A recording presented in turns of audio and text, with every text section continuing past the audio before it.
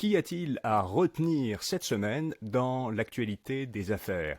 C'est ce qu'on regarde chaque fin de semaine avec nos deux chroniqueurs. Fabien Major, professionnel de la finance, animateur du balado Le Planif et chroniqueur à InfoBref Votre Argent. Et Alain McKenna, journaliste au service économie du journal Le Devoir, animateur du balado Une tasse de tech et aussi chroniqueur à InfoBref Votre Argent. Alors Fabien, cette semaine, ce que tu retiens, c'est ce qui se passe au niveau de l'inflation. On en parle beaucoup d'inflation, mais là on voit qu'il y a une certaine trajectoire qui semble un peu différente entre ce qui se passe au Canada et ce qui se passe aux États-Unis. Oui, bien que le relèvement des taux directeurs est sensiblement le même aux États-Unis qu'au Canada, quoi qu'il y a des différences. Aux États-Unis, on sait que c'est un intervalle. On va dire que le taux directeur, il est entre 3 et 3,25 et chez nous, c'est 3,25. Alors, le taux directeur, c'est le taux d'emprunt, le meilleur taux offert entre les banques. Alors, c'est pour ça qu'on dit qu'il est le taux directeur.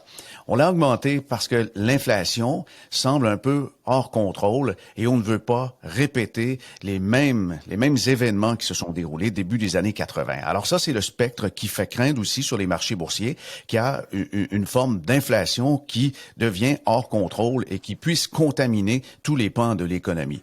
Alors, on a commencé à hausser les taux et puis parfois, on s'aperçoit que le médicament est peut-être un peu trop vigoureux ou pas assez, mais en tout cas, au Canada, ce que je retiens, c'est que cette semaine, on a vu que le taux d'inflation entre les mois de juin, juillet et août a sensiblement baissé.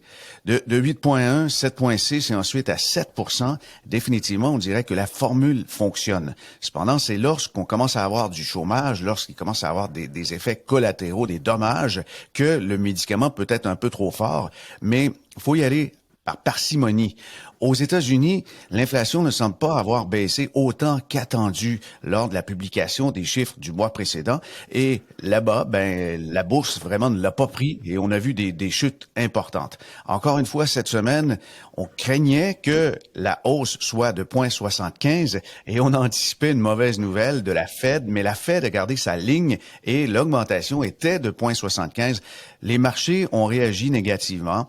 Il y a eu une chute d'environ 500 points du Dow Jones et par la suite, hier, la journée de jeudi, c'est la même chose. On va bien voir qu'est-ce qui va retourner de tout ça. Mais ce sont des réactions à court terme. Là-dessus, il faut prendre ça avec un grain de sel parce que ceux qui déplacent leurs billes de façon très rapide aux nouvelles, ils réagissent donc à chaque nouvelle ou à chaque interligne ou intention décelée dans les commentaires de la Fed. Eh bien, ceux-là misent sur le court terme. Ce sont plus les spéculateurs qui vont faire des gains à court terme ou des pertes à court terme. L'investisseur à long terme devrait regarder ça sans doute avec un œil intéressé, mais certainement pas ne faire de projection avec ça. C'est pas recommandable. Là, parce qu'en fait, quand on regarde un peu de loin les États-Unis et le Canada, on a l'impression qu'ils ont la politique presque exactement la même en termes de banque centrale, au sens où ils ont fait des augmentations dans les deux cas de 3/4 de points. On a l'impression vraiment qu'il y a une forme de coordination. Là, on voit qu'il y a un petit peu de différence dans le résultat qu'on voit pour l'instant pour les derniers mois.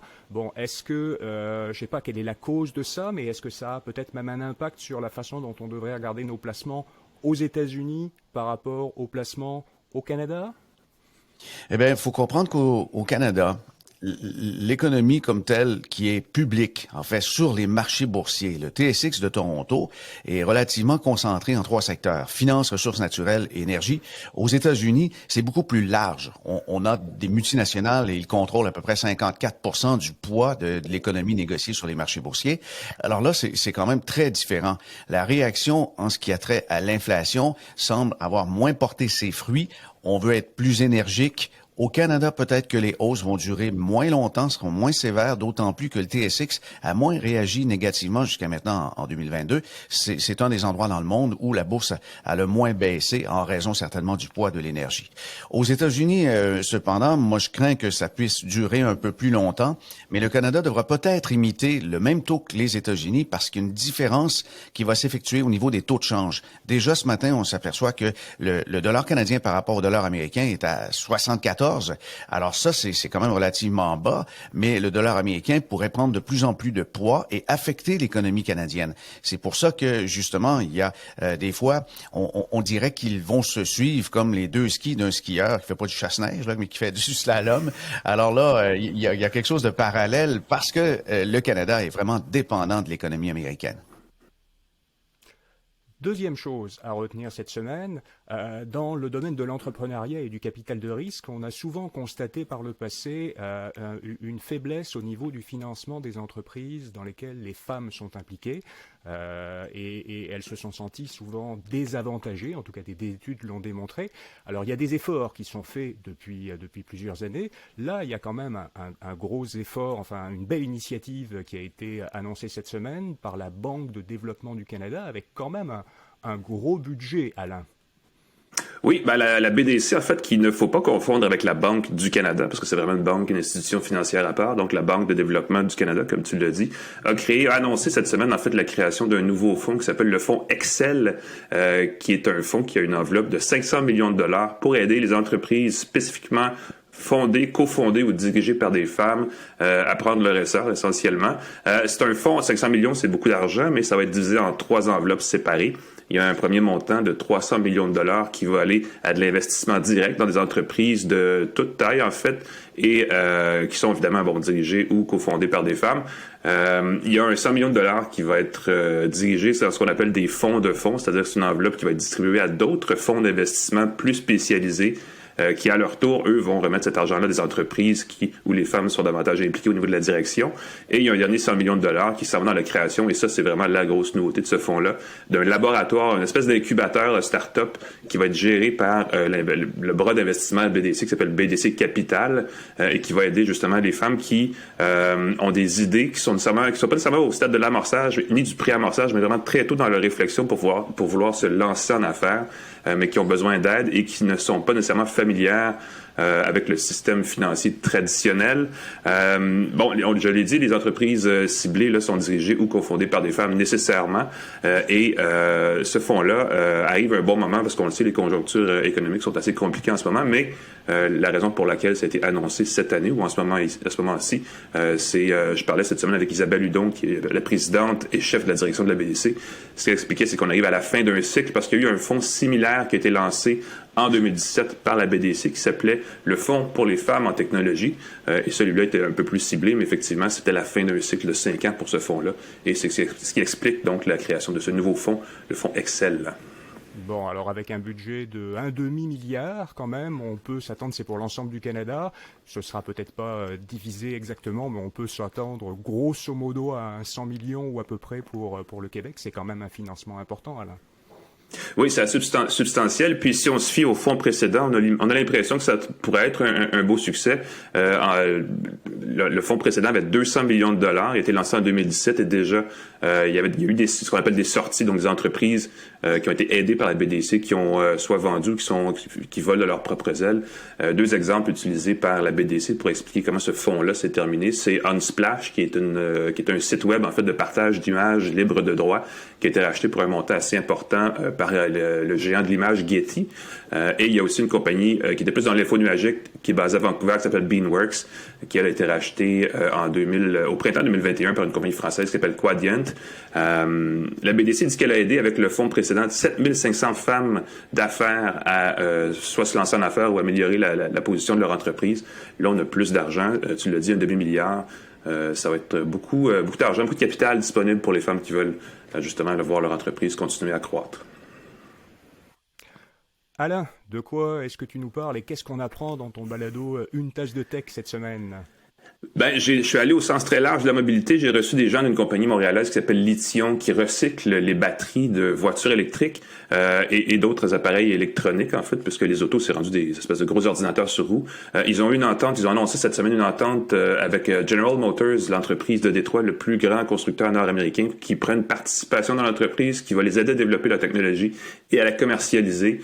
Lithium recycle les batteries et récupère 95% des matériaux des batteries de voitures électriques et les réintroduit dans l'économie. Donc, ils redeviennent des matériaux réutilisables de grade, ce qu'on appelle le grade A, la meilleure qualité de matériaux pour composer les batteries de prochaine génération. Donc, c'est vraiment un début d'une petite économie circulaire dans l'automobile électrique. Ça va rassurer beaucoup les gens qui craignent justement que les voitures électriques polluent plus que les voitures à essence. Et qu'est-ce qu'on apprend dans ta chronique de Info Bref, votre argent cette fin de semaine?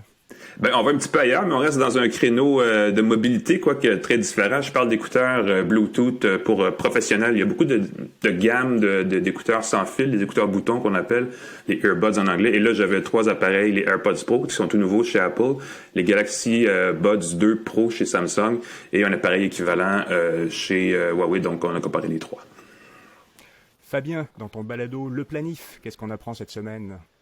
Je reçois Fred Demers, qui est un stratège chez BMO Marché des capitaux. Et dans le cas de M. Demers, il administre un fonds de répartition d'actifs composé de 4-5 fonds différents, dépendamment du niveau de risque des investisseurs. Mais il doit donc composer la répartition d'actifs pour une 50aine de milliards. Alors, c'est quand même un gros joueur au Canada. Et qu'est-ce qu'il fait, lui, dans les circonstances? J'aimerais bien savoir comment on gère nos capitaux d'ici la fin 2022 et qu'est-ce qu'on anticipe 2023. Comment on peut réorganiser son portefeuille? Je pense que ça va être vraiment très intéressant.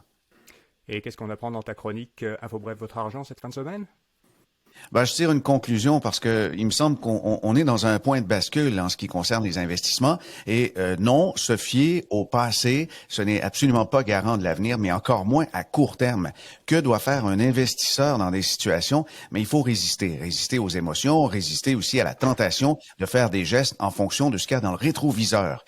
Pour gérer un portefeuille, c'est encore plus vrai en 2022-2023, il faut regarder en avant, dans le pare-brise, parce que regarder en arrière, essayez ça à la voiture et vous allez voir que ça vous mène pas très loin.